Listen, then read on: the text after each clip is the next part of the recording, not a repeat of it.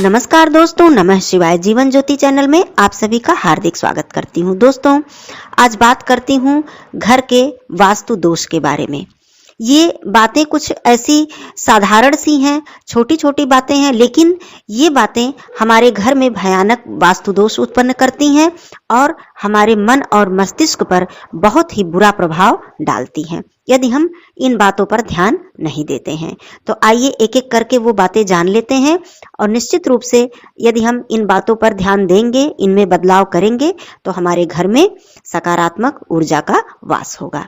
Channel पे आप पहली बार हैं तो चैनल को जरूर सब्सक्राइब कर लीजिएगा। वीडियो आपको उपयोगी लगे तो लाइक जरूर कीजिएगा। कमेंट करके जरूर बताइएगा कि आपको ये बातें कैसी लगी और नमः शिवाय जरूर लिखिएगा। दोस्तों, सबसे पहले बात करती हूँ कि हम अपने घरों में बहुत सारे चित्र, प्रतिमाएं, जिसे कि सीनरी भी कहते हैं, हम लगाते हैं, पेंटिंग्स लगाते हैं। लेकिन ध्यान देने वाली बात यह है कि खास करके पेंटिंग्स के बारे में बात करूं या चित्र के बारे में बात करूं, सबकी अपनी अपनी पसंद होती है, लेकिन आप लगाएं अवश्य। लेकिन इन बात का जरूर ध्यान दें कि आप अपने घर में कहीं भी, किसी भी कमरे में कहीं भी कोई भयानक या डरावने दृश्य वाली प्रतिमाएं या चित्र ना लगाएं।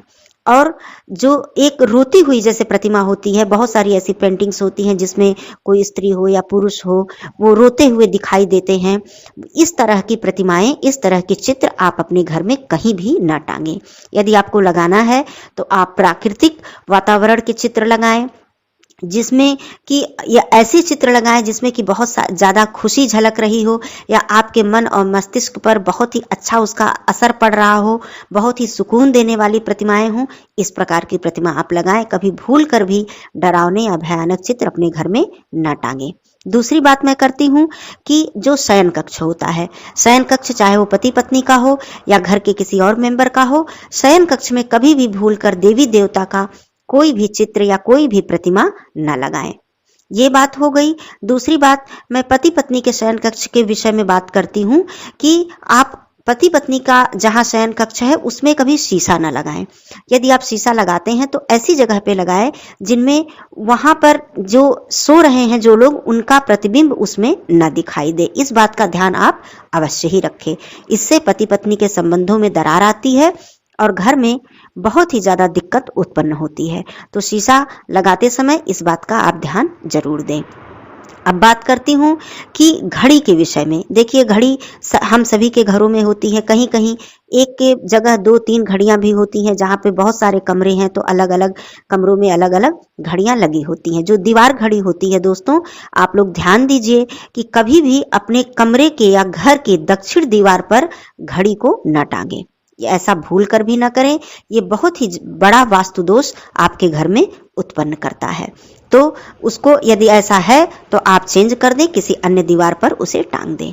अब बात करती हूँ मृतक परिजन की तस्वीर। जैसे कि हमें अपने परिजनों से लगाव होता है। किसी के जो भी मृतक परिजन है, वो चाहे वृद्ध हों या भगवान न करे कि किसी घर में ऐसा हो जाए कि कोई ऐसी अवस्था में हमें छोड़कर चला जाए, तो हमें विशेष लगाव होता है। तो उनकी तस्वीर हम अक्सर अपने पूजा घर में कहीं कहीं लगा लेते हैं। ये बहुत ही बड़ा वास्तु दोष है दोस्तों। अपने पूजा घर में, अपने घर के मंदिर में आप कभी भी मृतक परिजनों की तस्वीर न लगाएं। मैं मानती हूँ कि विशेष लगाव के कारण ऐसा किया जाता है। अब मैं बताती हूँ कि सही जगह क्या है। आपको यदि लगाना है तस्वीर तो आप अपने घर के दक्षिण दीवार पर अपने मृतक परिजनों की तस्वीर लगाएं। आप वहां उन्हें प्रणाम भी कर सकते हैं, उनके दर्शन कर सकते हैं, सब कुछ आप कीजिए, लेकिन कभी भी घर के मंदिर में उनकी तस्वीरों को मत रखिए। इस बात का ध्यान अवश्य रखिए। अब बात करती हूँ बच्चों के कमरे की।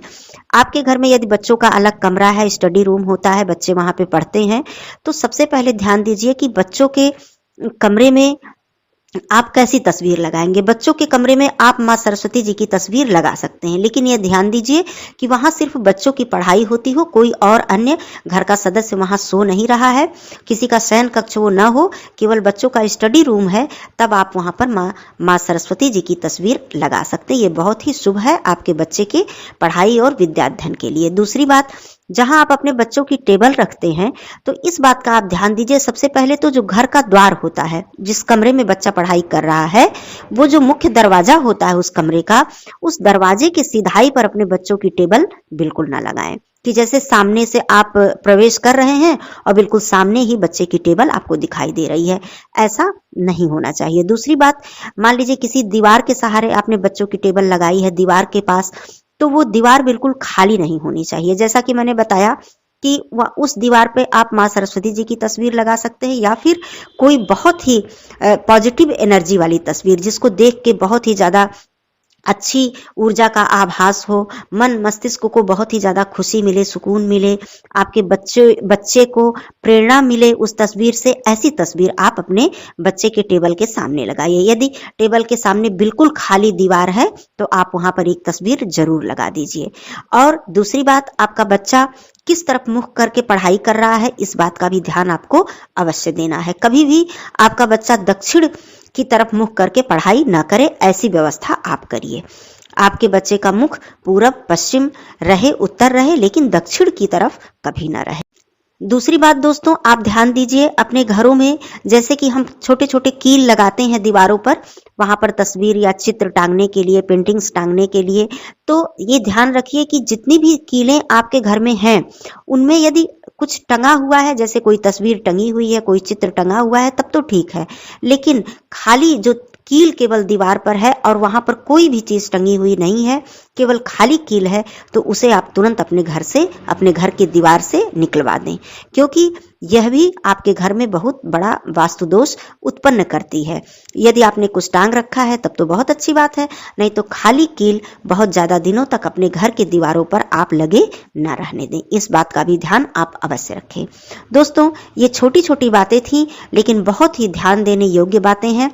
इन बातों का ध्यान आप लोग अवश्य दीजिए अपने घरों में। यदि ऐसा है तो तुरंत ही इसमें बदलाव कीजिए और फिर देखिए कि आपके घर में सकारात्मक ऊर्जा का वास होगा और आपके मन और मस्तिष्क पर अच्छा प्रभाव पड़ेगा।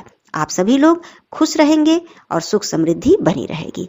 दोस्तों, बातें अच्छी लगी हो तो एक लाइक जरूर कर दीजिएगा। आपके लाइक से हमें बहुत ही ज्यादा उत्साह मिलता है। फिर मिलती हूँ अगले वीडियो में। तब तक के लिए दोस्तों धन्यवाद। नमः शिवाय।